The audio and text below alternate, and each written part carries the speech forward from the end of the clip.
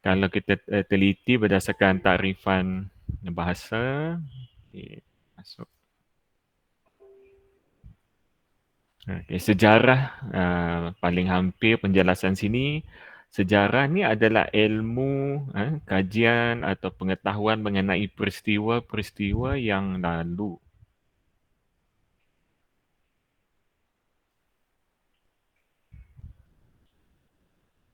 Is the point? Okay. Kemudian pensejarahan atau dalam bahasa Inggeris dia historiography.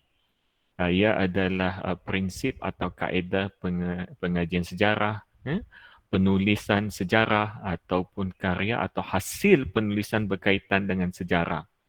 Ini lebih pada contoh. Jadi secara asas ini tak penjelasan kalau kita rujuk dalam Kamus Dewan.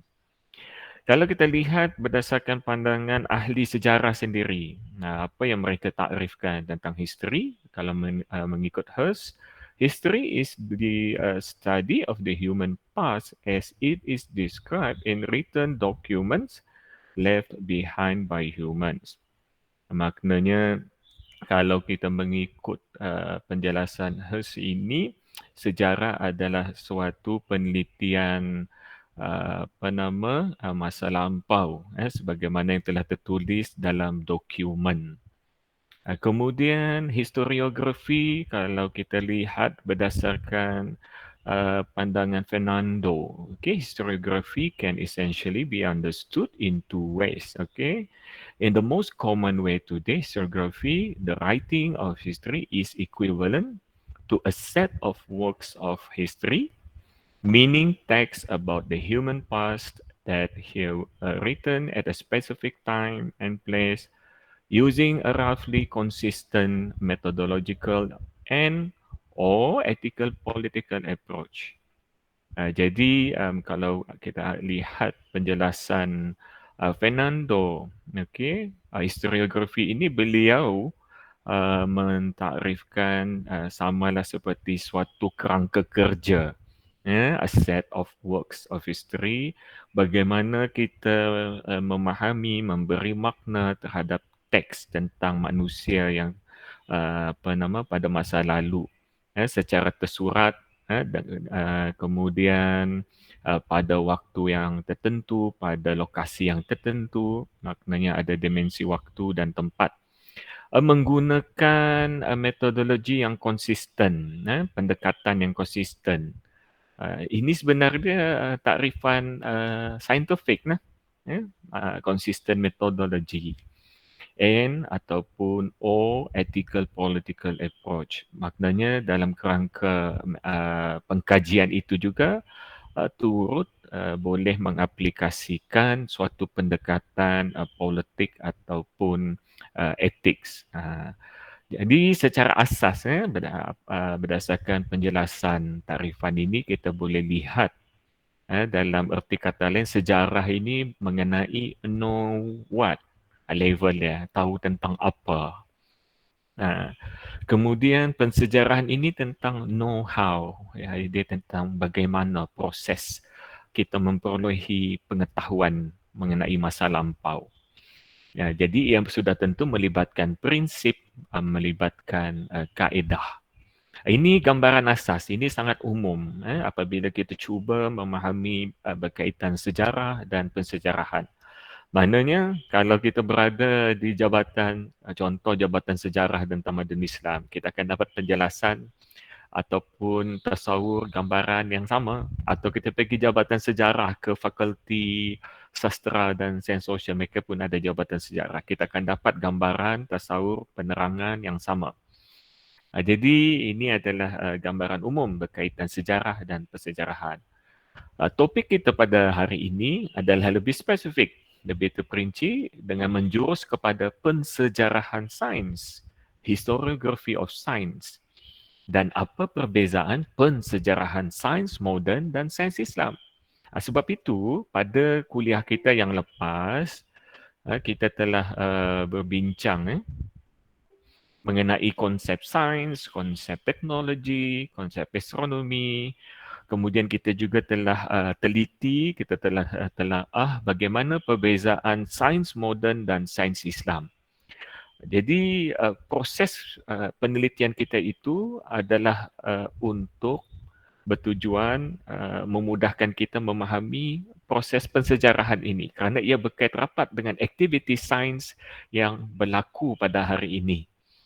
Jadi persoalan berikutnya, ya, apa yang ditakrifkan ataupun apa yang kita boleh faham mengenai konsep pensejarahan sains. Apa dia historiography of science ini?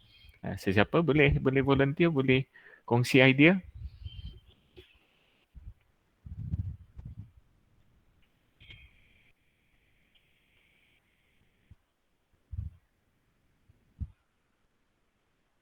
Kita pergi soalan pertama ni, pensejarahan sains, historiography of science.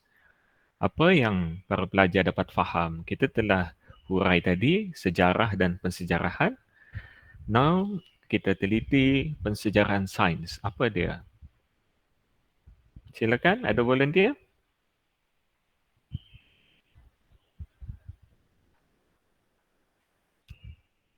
Atau kita panggil ikut kumpulan? Ya, Assalamualaikum doktor. Waalaikumsalam Atoma. Silakan. Siapa ni?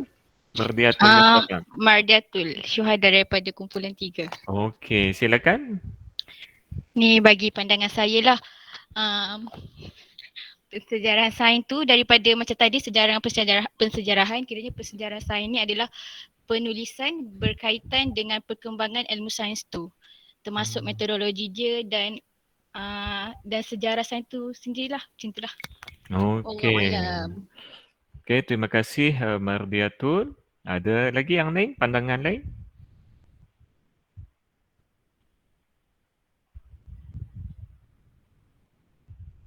Silakan.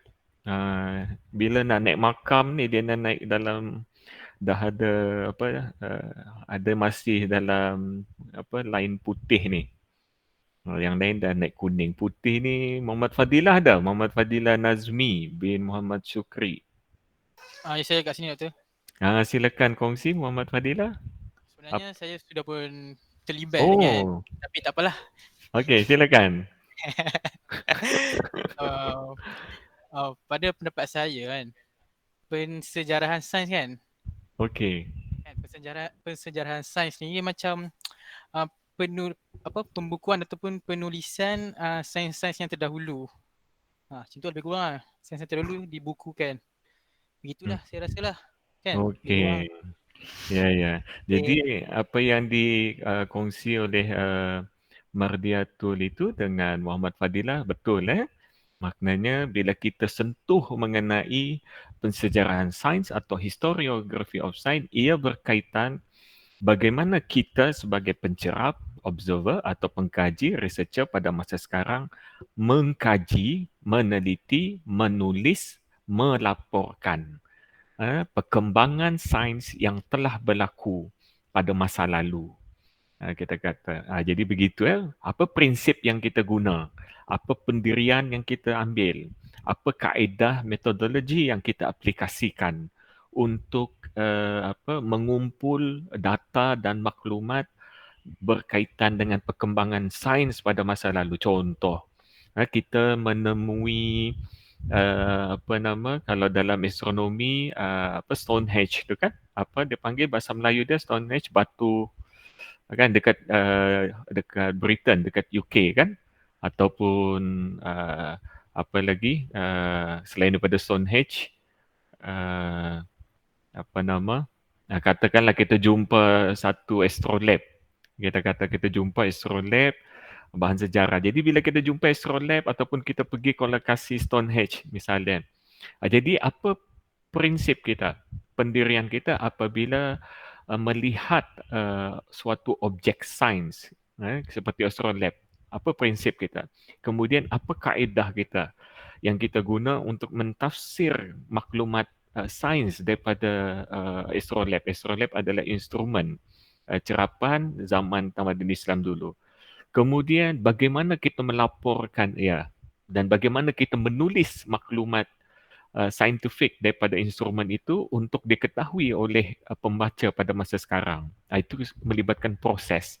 Sebab tu dinyatakan sini sebagai pensejarahan, mana proses menulis, proses mengkaji, proses menelaah, mana dia melibatkan proses kita mengkaji, menelaah, meneliti sejarah sains.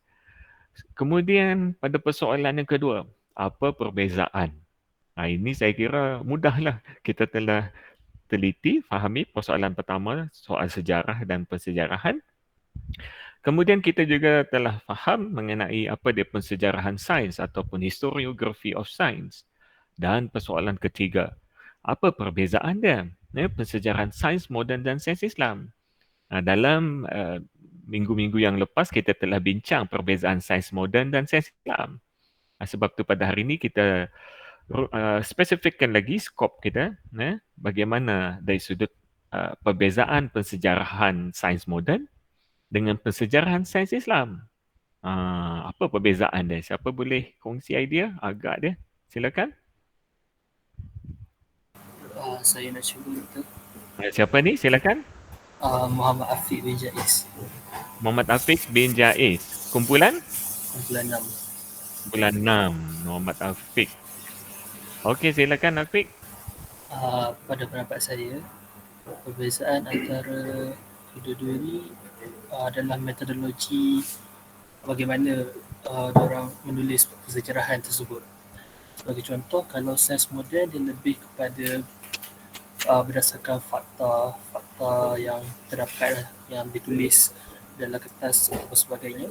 Manakala kalau dari segi sejarah Islam pula daripada sumber-sumber wahyu, ada daripada sumber wahyu juga seperti sirah Rasulullah SAW.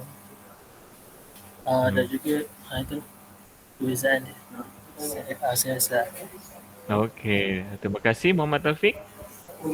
Okey, saya rasa ada seorang ni, saya tak tahu sama ada mungkin saya tak tanda dia kuning ataupun dia tak ni, Muhammad Izul Hazman bin Johar, ada?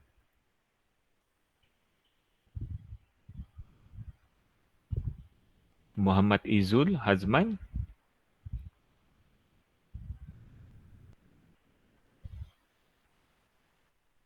Tak. Hello? Ya? Doktor, kalau saya nak cuba boleh? Boleh, siapa ni? Nur Sakinah. Nur Sakinah. Okey, silakan Sakinah. Tengok soalan tadi Doktor, kalau dari sudut pensejarahan sains moden seperti yang Doktor kata, macam mana sains itu direkod daripada zaman dahulu sampai ke sekarang dan segala metod yang digunakan, manakala sains Islam pula macam mana, apa kaitan sains tu dengan Islam dan dikaitkan dengan seperti yang kawan tadi cakap dengan wahyu yang diberikan berdasarkan As-Sunnah dan Al-Quran. Adakah benda tu disebut dalam Al-Quran dan macam mana ianya dijalankan? Dan macam itulah pendapat saya. Okey, terima kasih Sakinah. Seterusnya ada lagi? Silakan.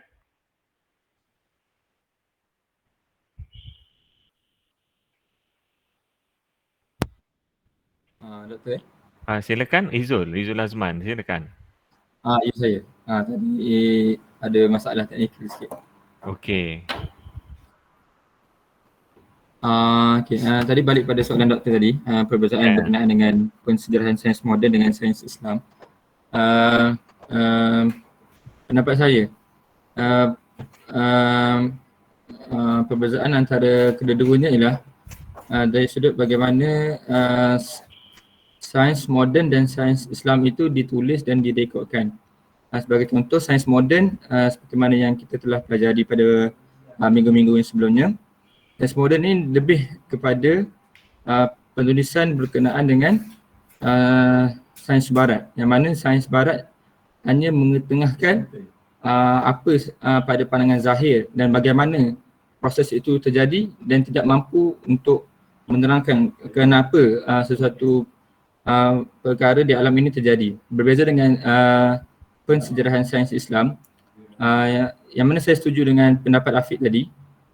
Di sana ada rujukan berkenaan dengan sejarah Islam, sirah Rasulullah SAW berdasarkan hadis dan Al-Quran, dan juga berbeza sains Islam dan sains moden perekodan ni dari sudut 4 aspek yang telah dibincangkan, iaitu epistemologi, kosmologi, aksiologi dan apa satu lagi Doktor? Dan empat aspek tu. Tu daripada saya. Okey. Terima kasih Aizul, Afiq dengan Sakina. Jadi apa nama Izuk yang terakhir dia buat rumusan agak menyeluruh. Jadi betul sebab tu pada sesi kuliah yang sebelum tu kita teliti satu persatu terdahulu kepentingan topik pada kuliah yang lepas supaya mudah untuk kita faham diskurs atau wacana berkaitan dengan pensejarahan sains moden dan perbezaan dia dengan pensejarahan sains Islam. Mana pada topik minggu ini kita tidak hanya lagi berbincang soal bagaimana perbezaan sains moden dan sains Islam. Yang kita beri perhatian adalah sudut pensejarahan. Bagaimana pensejarahan sains moden ini dia berbeza dengan pensejarahan sains Islam. Kerana ini akan memberi implikasi terhadap maklumat sejarah sains yang dilaporkan, direkodkan dalam buku-buku sains, dalam kalau kita telah mungkin buku-buku teknikal dia mungkin sentuh secara sikit je lah kan. Biasa kan kita buka buku matematik, fizik, chemistry, background mungkin ringkas sajalah. Tapi kalau yang memang spesifik tentang sejarah sains, di situ akan lebih ketara. Kita akan dapat lihat bagaimana besarnya perbezaan pensejarahan sains moden dan terhadap sains Islam, dan ada polemik berlaku kalangan ahli kedua-dua ni. Ahli dalam pensejarahan sains Islam dan ahli pensejarahan sains moden. Ada polemik, ada perdebatan ilmiah. Ia bukan lagi soal seperti Maurice Bucaille tentang tentang apa dia panggil Bucailism. Ia bukan lagi soal bagaimana integrasi sains dengan Islam. Isu-isu itu pada perbincangan peringkat pensejarahan itu itu kita panggil aras biasalah, aras awam itu biasa. Isu yang ini dia lebih kritikal, dia lebih kita kata lebih berat kerana melibatkan kemahiran, melibatkan kepakaran yang bukan sahaja dari sudut kita perlu mahir soal sejarah, tetapi kita juga perlu mahir dari sudut komponen sains itu.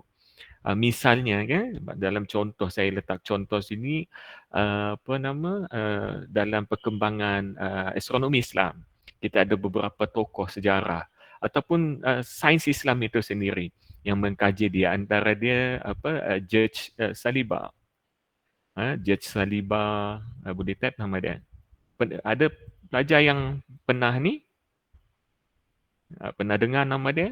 Siapa lagi? David A. King. David A. King saya pernah dengar. Pernah dengar kan? Dia pernah datang Malaysia, David A. King ni. Oh. Siapa ni? Saya tak nampak skrin saya. Dari Syafa. Oh, Syafa, sorry. Okay, saya tak nampak. David A. King, kemudian Allahu Akbar. Ada beberapa nama besar pengkaji. Mereka ini bukan sahaja berlatar belakangkan, maknanya kalau pada peringkat ijazah sarjana, mereka mempunyai kelulusan dalam bidang sains. Tapi mereka juga mahir dalam bahasa Arab. Mereka mahir dalam bahasa Arab dan mereka mahir dari sudut historiografi ini. Saliba, King, siapa lagi? Nama-nama besar. Jadi kalau dalam Islam ni seperti biasalah yang Nazim kalau perbincangan pemikiran Islam ni Profesor Alatas kita kata kemudian ini yang tahap perbincangan peringkat international wacana global. Siapa lagi seperti Syed Hussein Nas. Al-Atas ni mewakili pemikiran Ahlus-Sunnah. Syed Hussein Nas ni biasa pemikiran dia bersifat falsafah dan Syiah. Kemudian kita ada Muzaffar Iqbal. Muzaffar Iqbal, kemudian siapa lagi yang Triple IT,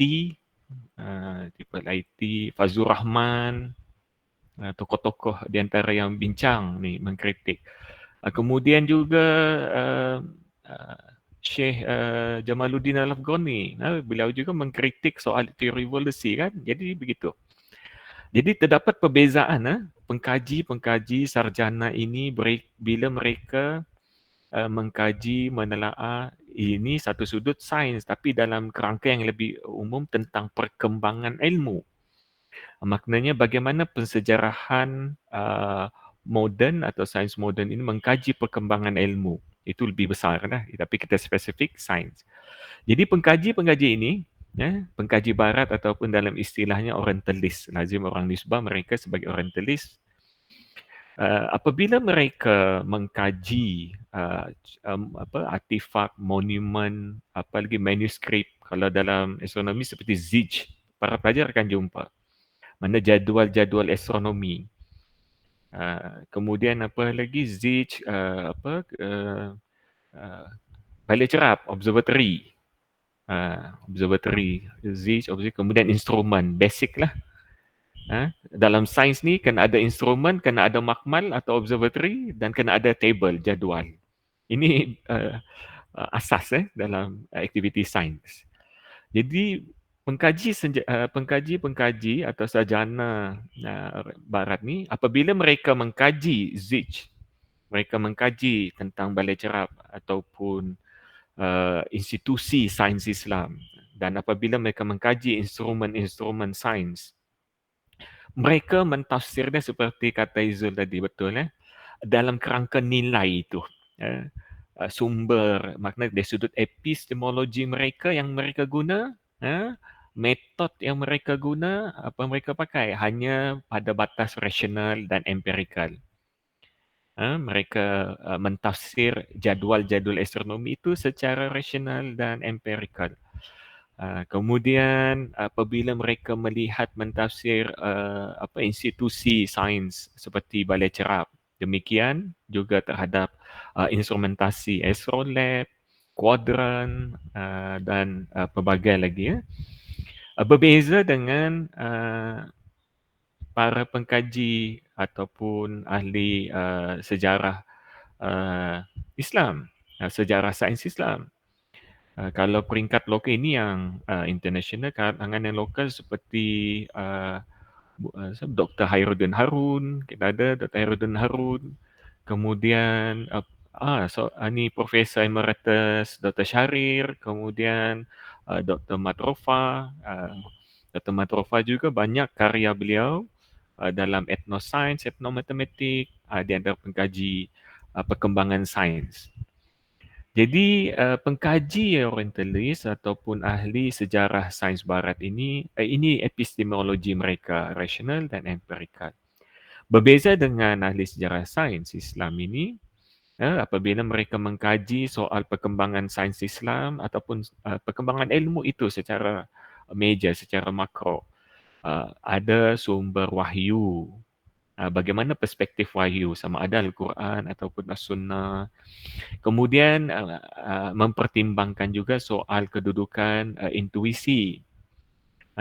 Sebagai satu contoh, di antara yang lantang mengkritik para pengkaji barat ni, saya daripada Profesor Alatas dalam, kalau para pelajar buka buku beliau, Secularism.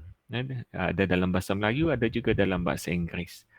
Demikian Syed Husin Nas, ada dalam karya beliau, ada berlaku polemik, debat, perbahasan beliau dengan King. Ini mereka ada debat, ada diskurs, wacana membincangkan soal pensejarahan ini. Syed Husin Nas mengkritik misalnya pengkaji-pengkaji ini, terutamanya David T. King. Kenapa penggunaan rasional dan empirikal ini oleh para pengkaji barat apabila mereka mengkaji bahan-bahan sejarah sains Islam, mereka kehilangan dia katakan ketirisan soal nilai. Ketika mana contohnya pengkaji sejarah kalangan orientalis ini mengkaji Zich misalnya jadual astronomi. Mereka hanya dapat ekstrak, dapat mengeluarkan maklumat secara rasional dan empirikal. Sedangkan ahli sains terdahulu, ahli sains Islam, misalnya Al-Tusi, misalnya Ibn Shatir, ketika mereka mencipta, mengarang, menyusun Zich jadual, membangunkan balai cerap, mencipta instrumen, mereka bukan hanya secara rasional dan empirikal. Mereka turut kita panggil sebagai merangkumkan, embed, dia membenamkan nilai soal aksiologi di situ. Soal estetika pada instrumen itu. Contoh astrolab. Pelajar nanti dengan Dr. Saiful akan didedahkanlah lebih terperinci. Misalnya astrolab, ketika mana ahli sains dulu membangunkan astrolab, maknanya ia bukan sahaja dalam kapasiti rasional akal dan untuk uji kaji empirikal, tetapi mereka bangunkan ini juga mempunyai nilai estetikanya tersendiri. Ada keindahan dia, ada nilai seni dia tersendiri dan ada nilai penghayatan dia sendiri. Dan paling hampir, kalau mengikut penjelasan Nas ini, boleh tengok dalam diskurs itu, adalah soal ketauhidan kerana ahli sains dahulu ketika mereka mencerap, ketika mereka menghitung, mereka tidak pernah mengabaikan soal hubungan dengan Allah, hablum minallah. Jadi perkara-perkara sedemikian diabaikan dalam laporan, dalam penulisan, dalam telaah pengkaji barat. Jadi kita tidak jumpa lah bagaimana contohnya perspektif apa nilai estetika, apa nilai aksiologi di sebalik sesuatu instrumen. Kerana yang menulis buku perkembangan sejarah sains itu atau contohnya History of Islamic Astronomy, yang menulisnya adalah orang yang berlatar belakangkan pensejarahan sains moden. Itu kelemahan yang ketara yang dikritik oleh para pemikir Islam ini. Jadi pada masa sama terdapat juga kredit kita panggil penghargaan pujian, iaitu di sebalik kekurangan ahli sejarah sains barat seperti Saliba, King dan seangkatan dengannya, walaupun ada kekurangan iaitu berlaku ketirisan nilai, tetapi mereka mempunyai kekuatan tersendiri, iaitu sisi rasional dan empirikal yang mana pengkaji Islam belum tentu mampu memiliki kapasiti sedemikian. Boleh faham maknanya contoh King atau Saliba. Ketika mereka membuat terjemahan Zich jadual ni, maknanya mereka dapat jaga nilai kuantitatif itu, nilai empirikal itu, dia dapat sustain proses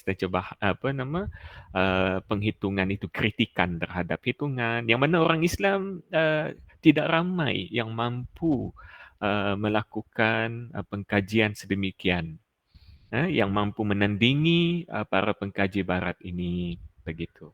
Boleh faham para pelajar? Boleh, Doktor. Okey, jadi begitulah perbezaan pensejarahan sains moden dengan sains Islam ni secara asas. Pertama dari sudut prinsip. Prinsipnya kerana falsafah ataupun worldview yang dipegang oleh para pengkaji barat apabila mereka mengkaji perkembangan sains, mereka berdasarkan empiricism atau istilah lain lagi positivism. Mana ni lah sama lah ni, dia punya keluarga lah ni, rationalism, empiricism. Berbeza dengan para pengkaji pemikir sains Islam, kerangka yang mereka gunakan adalah berdasarkan kerangka worldview Islam yang berasaskan tauhid. Tapi ada kelebihan dan kekurangan. Makna pada sehingga tahap sekarang sukarlah untuk kita mencari seorang sarjana, seorang pengkaji yang mana bukan sahaja mahir, pakar dari segi eksperimen, empirical dan juga rationalism, tetapi pada masa yang sama menguasai soal nilai yang ada terkandung dalam bahan-bahan sejarah sains Islam. Jadi sukarlah untuk mencari tokoh, pakar ataupun sarjana sedemikian. Maka selesai perbahasan, perbincangan kita berkaitan dengan pensejarah sains moden dan perbezaannya dengan pensejarahan sains Islam. Doktor, Assalamualaikum. Doktor nak tanya. Waalaikumsalam. Tuan silakan. Siapa ni? Akmal. Doktor, saya tertarik dengan persejarahan sains moden dan juga sains Islam yang doktor terangkan tadi daripada segi sudut nilai lah doktor kan.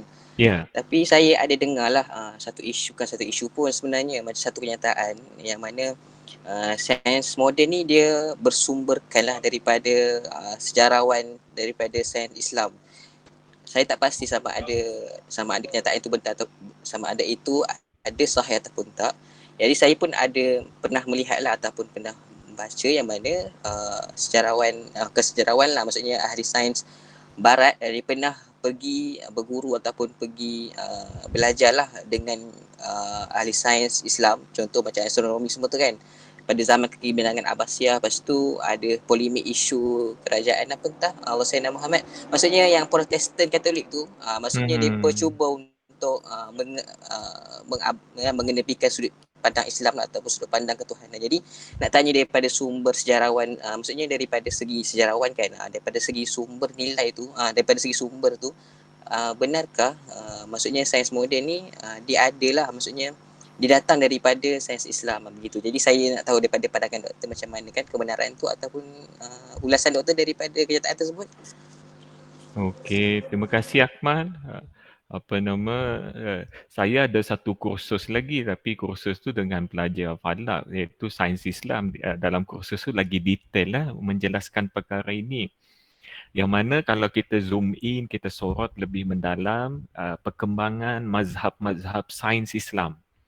Dalam perkembangan ilmu Islam, kalau para pelajar ingat, kita ambil yang asas dahulu, dari sudut akidah, fiqh dan akhlak, tasawuf daripada abad pertama, kedua, ketiga, berkembang seiring dengan pertumbuhan tamadun dengan Yunani, India, China, persekitaran itu. Dia seiring juga dengan perkembangan sains Islam. Jadi suatu hakikat ilmiah, fakta yang kita tidak dapat nafikan sepanjang perkembangan sains Islam daripada Abbasiyah sampai ke Umayyah didominasi oleh mazhab Mu'tazilah dan Syiah. Tapi dalam kerangka Islam, perkara itu kita beri perhatian. Tetapi untuk berhadapan, kita panggil ada satu persaingan ataupun koordinasi di antara tamadun. Maknanya identiti kita adalah sama-sama Islam. Jadi ramai orang tidak memandang soal latar belakang mazhab, kerana kita apabila bertembung dengan Nasrani ataupun bertembung dengan tamadun-tamadun lain, identiti yang kita bawa, kita dah sebagai seorang Muslim, bukan lagi sebagai seorang tu mengikut mazhab masing-masing, tak? Jadi balik pada persoalan Akmal, adakah soal sains moden ini datang daripada rahim tamadun Islam begitu? Mengikut berdasarkan pembacaan dan penelitian saya sendiri, ada sesetengah boleh semak baliklah berkaitan dengan perkembangan sejarah sains. Terutama sains moden, betul apabila sebahagian mereka seperti Roger Bacon yang famous, mereka menuntut di Andalusia, dan kebanyakan tokoh-tokoh sains Islam ketika itu bukan kalangan Ahlussunnah. Makna mempunyai pemikiran dan mentaliti kerangka Mu'tazilah begitu. Jadi dalam kerangka lebih tepat kalau kita bincang sudut sains Islam dalam kerangka mazhab, tapi ini sudah sangat detail lah kalau para pelajar seeloknya mempunyai asas kefahaman usuluddin dari sudut perbandingan mazhab, baru mudah kita digest, cerna soal perbezaan sains Islam dalam kerangka Mu'tazilah dan Ahlussunnah.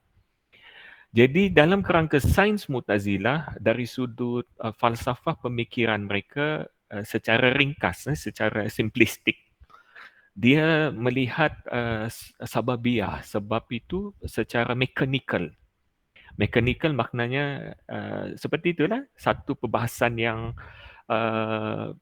polemik yang masyhur dalam perbincangan falsafah dengan sains Islam, iaitu di antara Imam Ghazali menyangkal Ibn Sina, kemudian Ibn Rus menyangkal semula Imam Al-Ghazali, kan itu ada perbincangan tahafut ala falasifah, tahafut ala tahafut.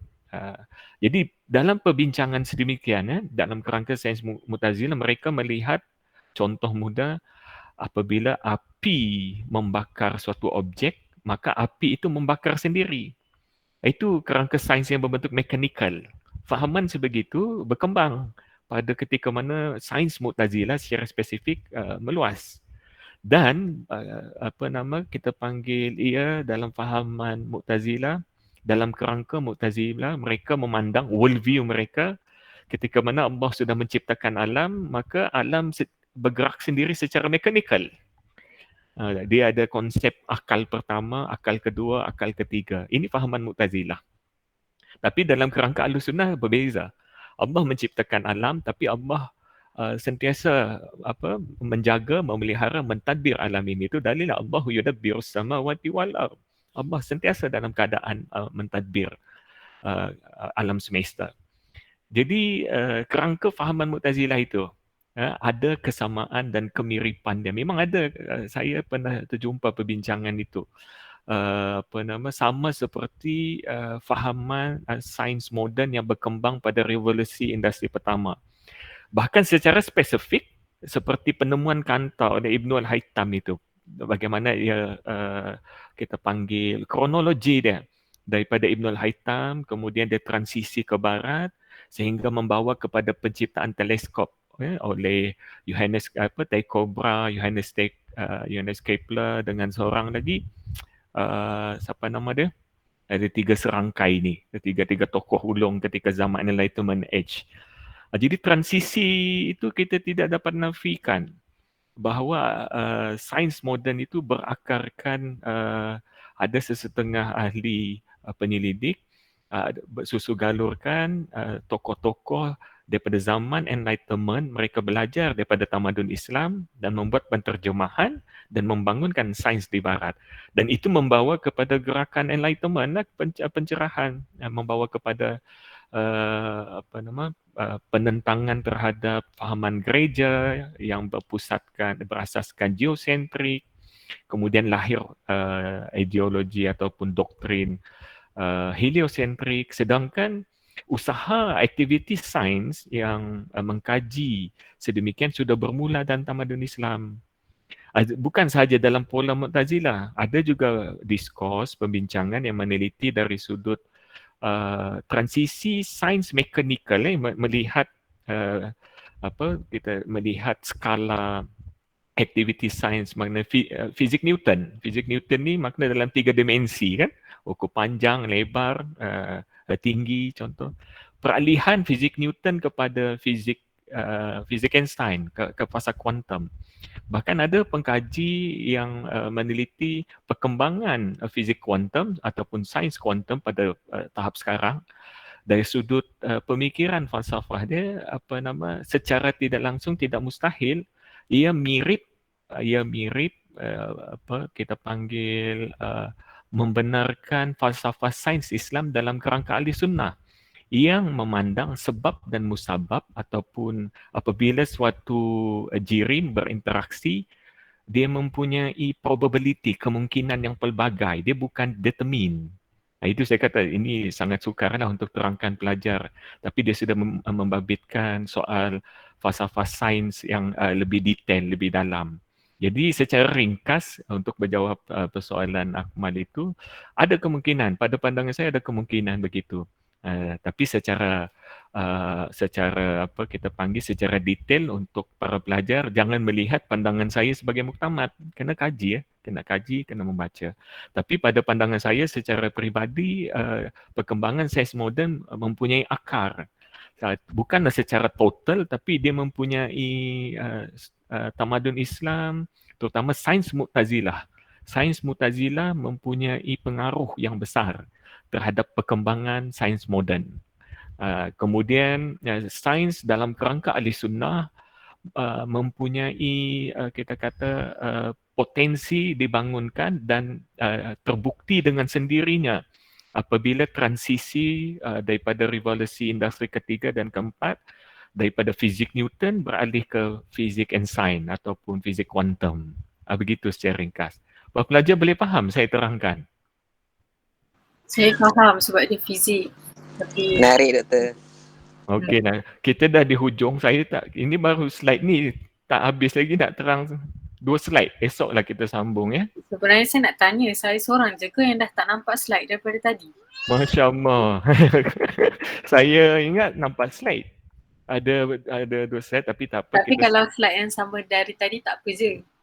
Dia masih slide di situ tapi sebenarnya ada saya share sekejap sebelum kita dah dekat hujung. Saya nak terangkan, nampak dah slide saya? Nampak balik dah. Setelah yang ini ada satu slide saya perlu terangkan yang ini. Kemudian ini sejarah perkembangan sains teknologi astronomi dalam skala makro dan ini dalam skala mikro dalam tamadun Islam. Maka selesailah topik ini. Kemudian kita akan pergi ke sesi pembentangan pelajar. Cuma untuk sesi pembentangan pelajar, mungkin saya perlu maklumkan lebih awal, sesi pembentangan sila buat dalam bentuk video. Apabila kita pelajar bentang nanti hanya Q&A secara oral.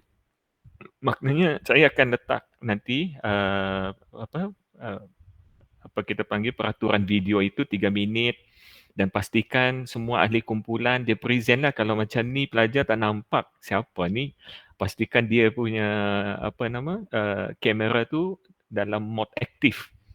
Dia present dalam tempoh 3 minit, satu kumpulan itu nampak, dia visible lah. Jadi waktu sesi minggu ke-7 hanya Q&A sahaja berlangsung dengan pembentangan video itu. Begitu. Okey, boleh faham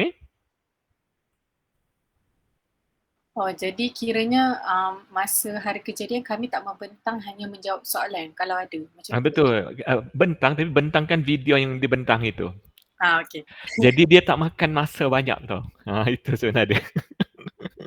Saya takut dia sebelum itu dia akan break satu pembentangan. Biasalah kan kita akan Q&A ni panjang sikit begitu. Terlalu teruja. Okey. Ask doktor. Okey, silakan Faiz. Doktor, video tu untuk latihan 3 ataupun tokoh? Bukan, itu untuk yang assignment itu. Pembentangan assignment. Latihan 3. Latihan 3 tak? Kita akan bincang latihan 3 nanti. Okey. Yang video 3 minit tu untuk assignment insya-Allah. Saya kira itu saja untuk sesi hari ini. Kita akan jumpa esok. Doktor, satu soalan. Okey, silakan. Limit slide berapa?